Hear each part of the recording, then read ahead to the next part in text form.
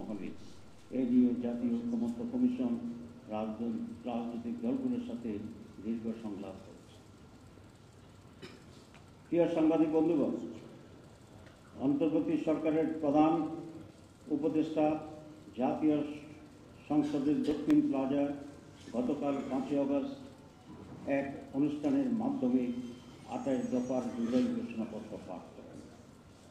মাননীয় প্রধান উপদেষ্টার এই ঘোষণাপত্র ছিল একটি অপূর্ণাঙ্গ বিবৃতির মতো।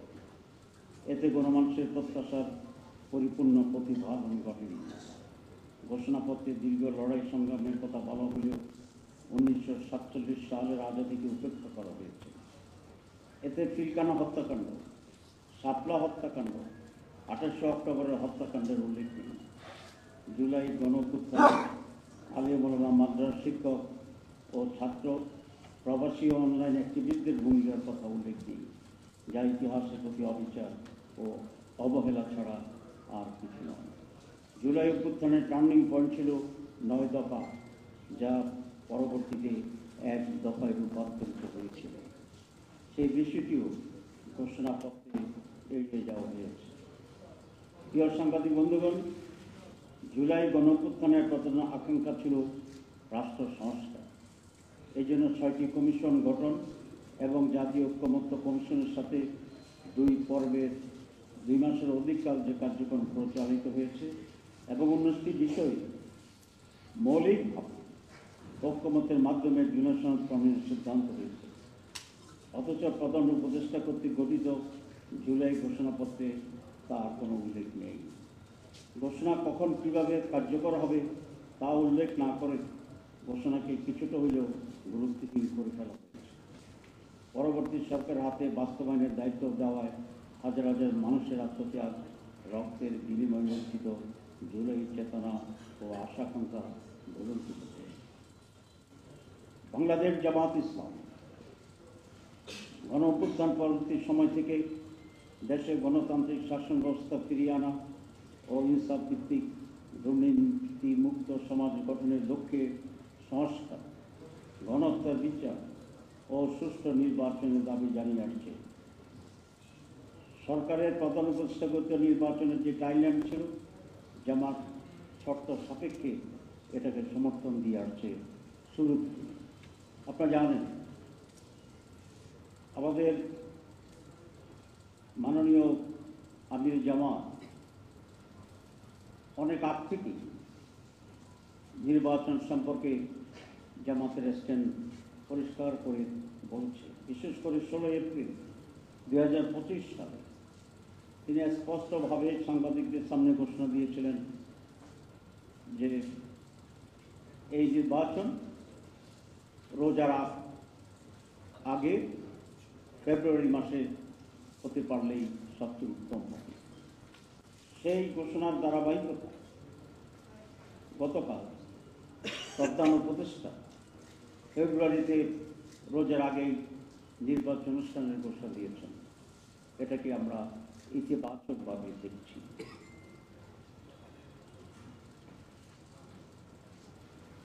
এটা আমরা মনে করি আমির জামাত যে টাইমলাইন দিয়েছিলেন গতকালের প্রধান উপদেষ্টার রমজানের আগে ফেব্রুয়ারিতে নির্বাচন ঘোষণার যে তারিখ ঘোষণা, তার সেই দাবিকেই পূরণ করা হয়েছে।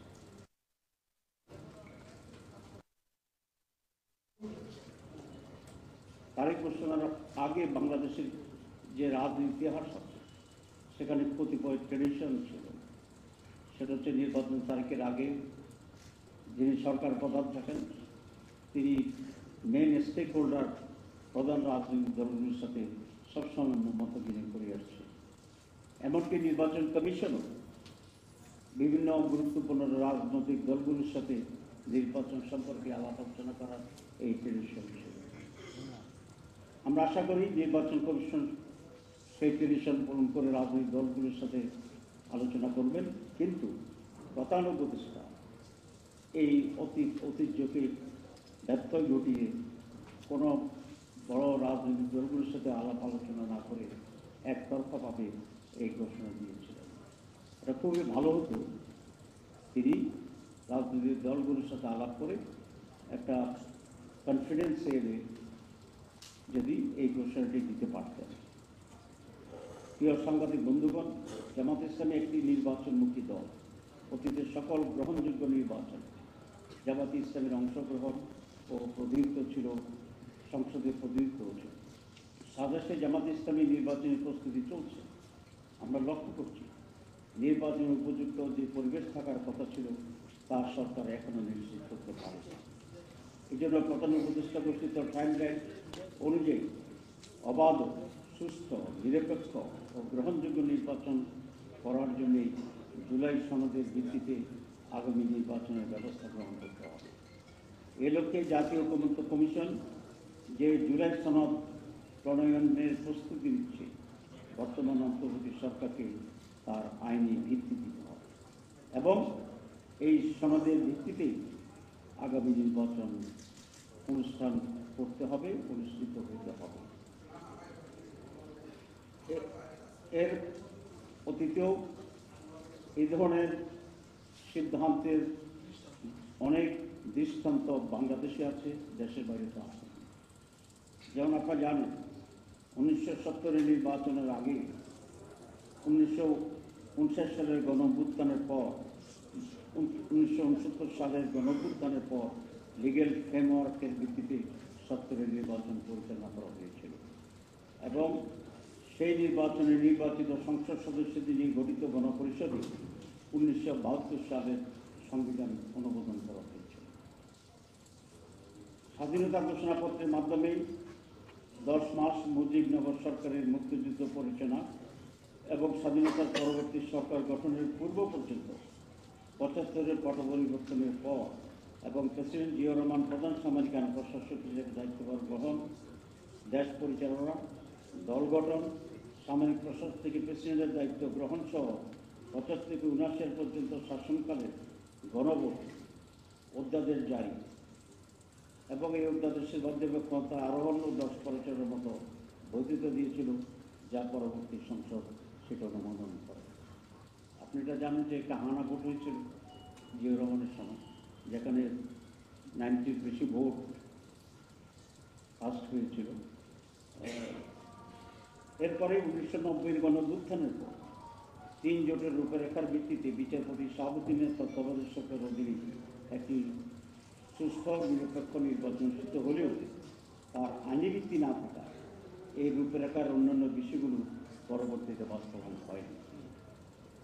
সুতরাং এটা খুব স্পষ্ট যে অতীতের এ সমস্ত নজিরের পর জুলাই জাতীয় ঘোষণাপত্রের আইনি ভিত্তি দিতে কোনো ধরনের আইনগত বাধা নেই এবং এটা সহজ করে এটাকে আইনি ভিত্তি দেওয়া সম্ভব।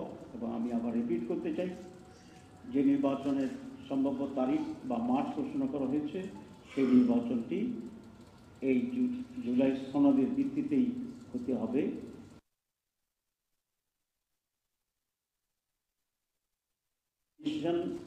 তারা রিফর্মস কমিশন করেছে রিফর্ম করার জন্য এবং সেই রিফর্মের ভিত্তিতে নির্বাচন হবে, এটা জাতির প্রতি আজকের প্রধান উপদেষ্টার কমিটমেন্ট ছিল, আপনারা জানেন। সুতরাং এই দাবিকে আমরা আবার রিটার্ন করতে চাই, গুরুত্ব দিয়ে বলতে চাই যে আগামী নির্বাচন জুলাই সনদের ভিত্তিতেই হতে হবে।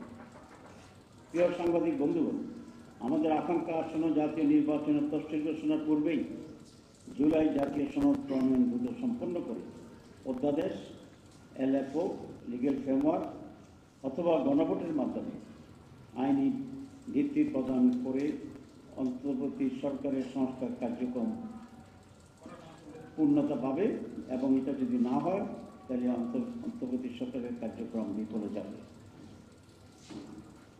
তাই সুষ্ঠু, নিরপেক্ষ, গ্রহণযোগ্য নির্বাচনের লক্ষ্যে রাজনৈতিক দলগুলোর জন্য লেভেল প্লেইং ফিল্ড তৈরি করতে হবে। এর বাহিনী ও সংস্থাকে কার্যকর কার্যকর ভূমিকা নিশ্চিত করতে হবে। সরকার ও প্রশাসনের মধ্যে স্বৈরাচারের দোষদের মুক্ত করতে হবে। নির্বাচন কমিশন সহ প্রশাসনের সকল স্তরে নিরাপত্তা নিশ্চিত করতে